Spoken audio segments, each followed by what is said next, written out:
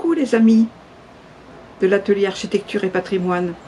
C'est la rentrée, hein, mais je ne serai pas avec vous le 14. Je serai à Rome avec quelques copines que vous connaissez. Et Dieu sait s'il y a de l'architecture à Rome. D'ailleurs, je vous prépare une petite surprise. Bon, en attendant, je vous ai concocté un petit peu comme à mon habitude, une petite vidéo sur une sortie qu'on a fait au mois de mai. Voilà, c'était notre sortie à Rochefort. Eh bien écoutez, elle dure 10 minutes, hein, c'est pas trop long. Et je vous souhaite un bon visionnage et je vous dis à bientôt. Au revoir les amis.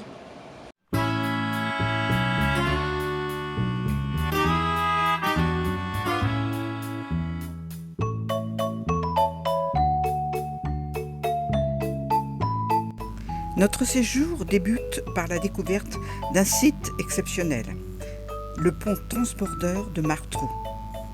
Construit par Ferdinand Arnaudin, il a été inauguré en 1903. Sa nacelle suspendue traverse la Charente.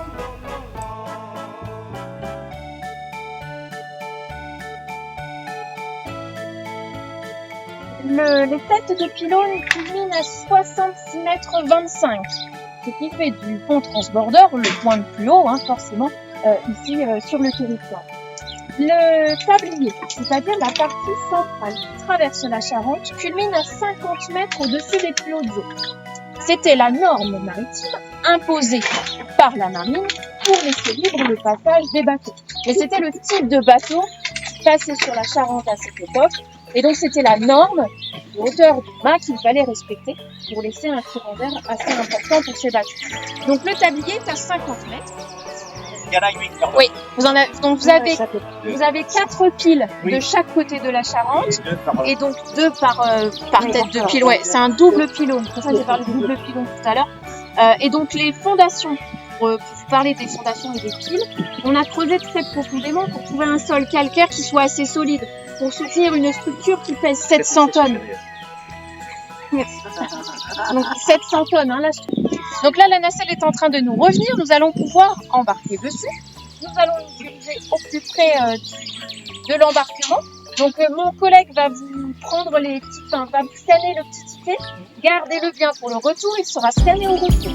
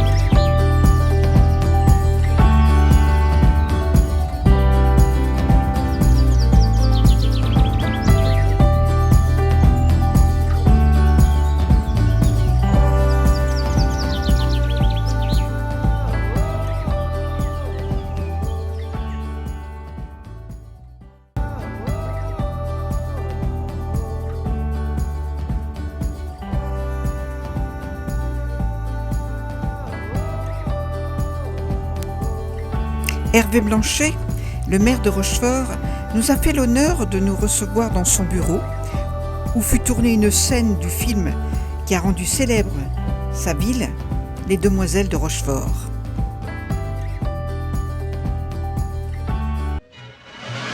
Nous sommes deux sœurs jumelles, nées sous le signe des Gémeaux. Mi fa sol la mi ré, mi fa sol sol sol ré do.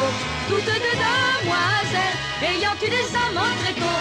Mi fa sol la mi ré, mi fa sol sol sol ré do.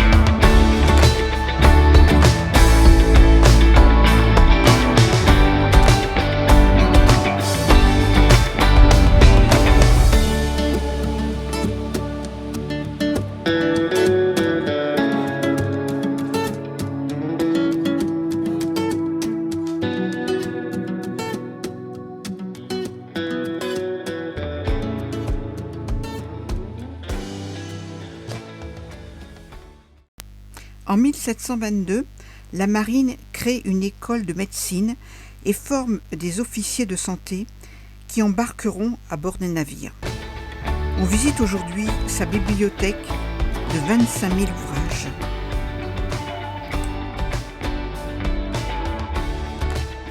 Dans ces vases à Thiriac, on y faisait macérer de multiples plantes des mois durant avec de la chair de vipère, de l'opium et d'autres ingrédients secrets. Ce mélange pouvait guérir de multiples maladies. La phrénologie, théorie selon laquelle la forme du crâne reflète le caractère de l'être humain, nous laisse de nos jours dubitatifs devant cette exposition de crâne.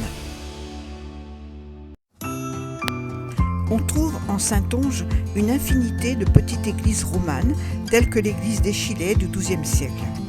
Elles conservent un riche décor sculpté et une suite d'arcades aveugles. Les colonnettes nombreuses sont ornées de motifs tels que des lions, des oiseaux. Les modillons des corniches présentent des têtes humaines, musiciens, acrobates. Elle a été restaurée à maintes reprises et la dernière fois entre 2010 et 2014.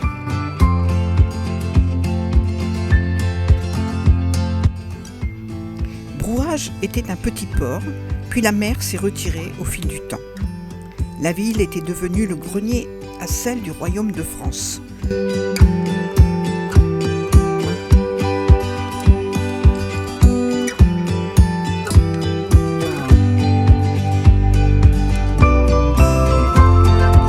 En 1627, Richelieu en devient le gouverneur. Le jeune Louis XIV, sur la route l'emmenant vers l'Espagne, où il doit épouser l'infante Marie-Thérèse, ordonne une halte à Brouage pour faire ses adieux à son amour de jeunesse, Marie Mancini, la nièce de Mazarin.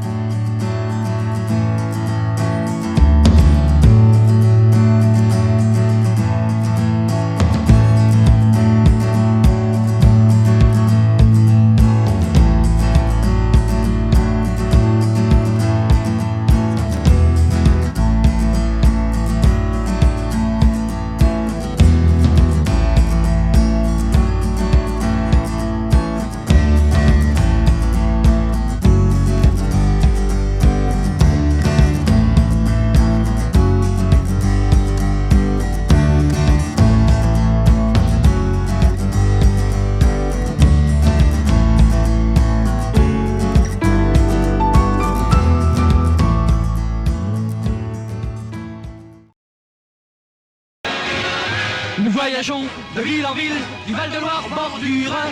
On nous appelle les forains, la route est notre